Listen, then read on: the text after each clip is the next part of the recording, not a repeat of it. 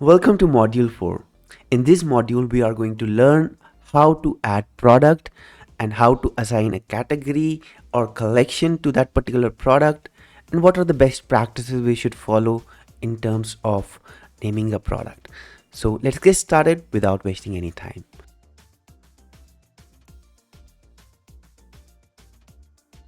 So if we want to add a product, we need to click on products over here in the left hand side. Once we click on the products, we can either import it through a CSV file, which we are going to do later on, or we can add it from a product. We can add it manually. So I'm gonna do it manually. So in order to add a product, we can simply add it by clicking the add product, and now we have this page in which we can write about that particular product. So let's see what fields we have available over here. So the first field is title. Here we can write the title of that particular product. For example, for this product, I'll name it as the S series snowboard, and for the description I'll use the description which is pre-built, and we can also generate a description from AI which has been provided by Shopify, and then we can upload a media. The media can be a 3D model or images or videos, so we can upload any one of these three or all of them simultaneously. So let's upload an image for now, because we would be dealing with simple products over here. So with this, I have added it. Now once that is added, we can write the price, or we can set the price of that particular product. For example, I'll keep it as $24 for now, and this is for our purpose only, so that we can select the margin of, we can get the profit amount. So for example, we are selling it for we are getting it for $12, and we are selling it for $24. Then what is the profit margin? We get a profit margin of 50%. So that keeps a track of the profit margin automatically. So yeah, then comes the quantity. We can track quantity or we cannot track quantity. If we want to track the quantity, we can just put the number of products which are available in certain locations. I've added 2 locations, so I can keep the quantity to be somewhat around whatever is available in that particular location. And then if this product requires an SKU or a barcode, we can add a barcode and SKU. So we can just add some SKU, so maybe 1 2 3 4 5, something like that, or barcode also, so maybe anything, we can write anything. All right, and it depends upon the barcode which is being assigned to this particular product. All right, and then this is automatically created by Shopify. So these are automatically created by Shopify. So we can also add variants over here. And again, this is a physical product, so basically we can write the pricing. If this is not a physical product, this is a service, so we can also work with the services by just going to this services tab over here.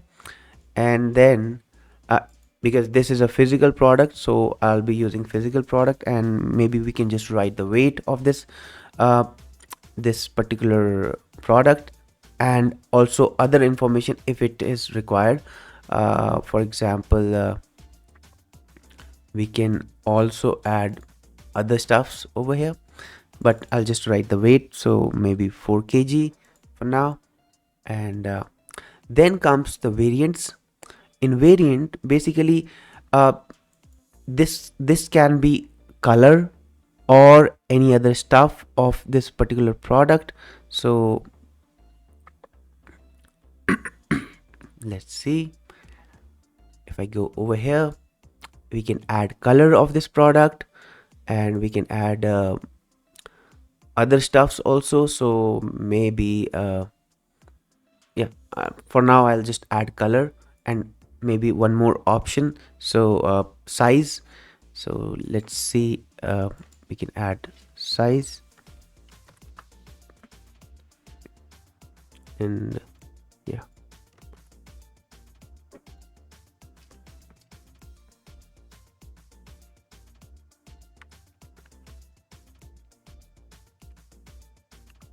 right. So we can make it small, large, and then medium. Or maybe we can define a length like 154 centimeter, depends, and 160 centimeter or 170 centimeter. All right, once we are done with this, we can save it, and with this done, Shopify will automatically create the variations of this particular product. I'll just save it for now. I'll see. Oh, it will create all the possible outcomes which should be with this particular product. So we have this if yeah, we have these variations available, so we can set the price for different. So for example, I want to change the price of 160 to be around $28, and this to be $32. So we can set the pricing over here. All right, that's done. If we scroll down, we'll see the category meta fields, which is basically just for the use of developers also, and maybe that you can use it yourself, but yeah, it's majorly used for developers. All right, then comes the SEO part, the search engine listing. This is the page which would show up when someone searches on Google about a particular product, and you have you know you have this particular product, and this is how it will show up. And people, once they click on the link, they would land to this particular page of the product, and this is how it looks in the front end. And yeah, so that's how it will look in the front end. But yeah, now I've saved it over here. Now let's go to the right hand side column. The right hand side column consists of the status, which can be active or draft. We can keep it draft if we want to ensure that this would be you know, released in a particular time or maybe later on. Then we can also publish it to different channels. So we can publish it to different channels. Like if I want to publish this product only to the online store, then I can remove the point of sale or any other channel. There are different channels. It can be either Facebook or Instagram or any other channel. So the channels are being added from over here. All right, so then comes the type. Well, the type is basically the type of product. I'll just name it as snowboard, and then we can add the vendor of the product, and then we can define the tags which should be there for the product. And finally we have the template which we can choose for the product. So that's how we can add a product. The collections are the categories of the product. So let's create a collection over here, and by clicking on the collection, we see this page coming up in which we can write the name of the collection. So I'll name it as snowboard, because I'll be using it for snowboard purposes. So yeah, and all the snowboards would automatically come up over here. All right, so that's what I want in my product, this collection. So what I'll do is I'll make it a smart collection, and I'll add a tag. It should be it should search from the title that if anything related to snowboard is there, it should automatically add that product to this particular collection. So there are different conditions which we can apply depending upon our requirements. So it will automatically add those products based on that condition. We can do it like this, or maybe if you want to keep it simple or there are less product in your store, you can keep it manual. So for now I'll use this smart way of adding the products, because products can be multiple over here. So I'll just save it, and then there are other options also. So once I save it, you'll see the product would be automatically added over here. Okay, then it's automatically available for the sales channel. So we can also publish it at a later, or schedule it at a later date automatically, so that this product is, or this collection is visible after a particular time, or at a particular date. Then we can assign the image of this particular collection. So I'll just not assign it right now, but because let's search for a snowboard possibly. So snowboard,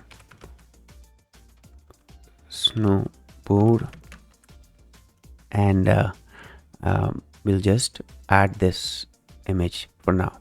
So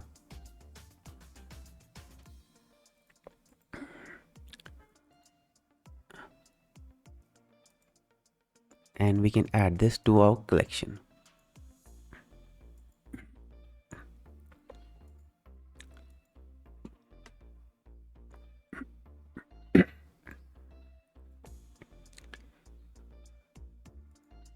All right, and then we can finally save it. Again, for search engine, we can write the search engine description, meta description over here, so that this part is visible on Google, and whenever people search for certain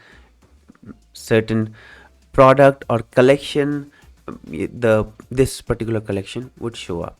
All right, this is for SEO purposes only.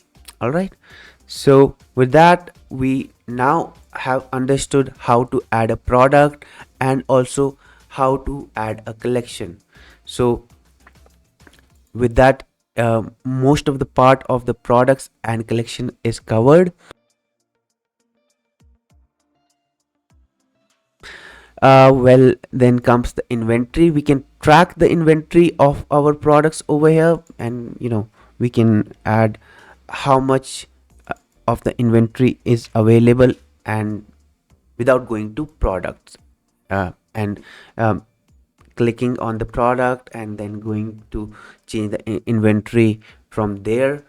One by one, we have this inventory column here to make sure that we do it in bulk.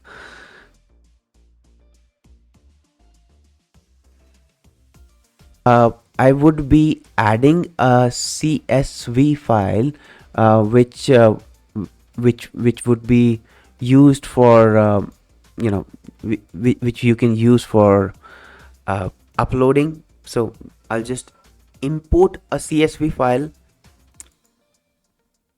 and the CSV file should be the one which is supported by Shopify.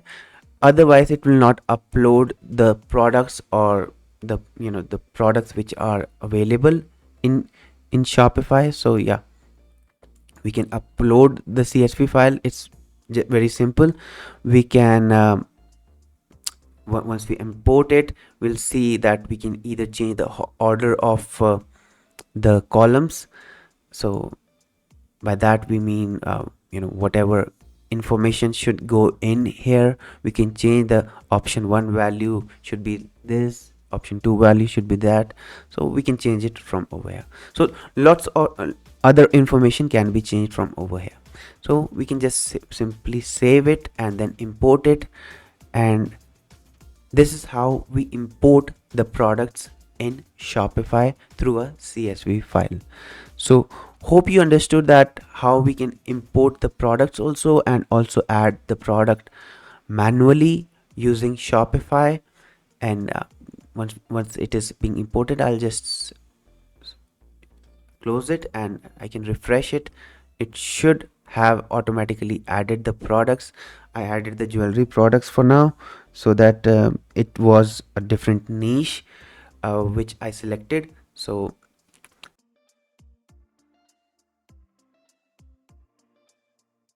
now I can also create a collection called uh, maybe jewelry.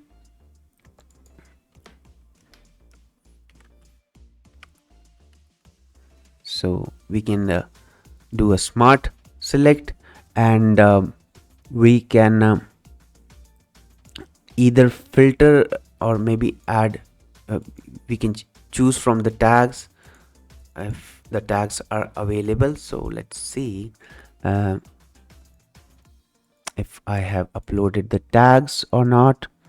So yeah, it should have the tags. Yeah, it should have the tags, these tags, or possibly it should be the type, I guess. Yeah, it should be the type.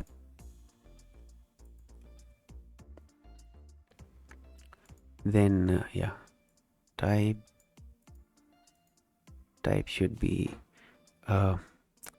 bracelet, and then type should be necklace, and I'll save it. And that's how we would see the products should be available over here. It is not available over here, so let's wait for a bit. Usually it takes a little bit of time.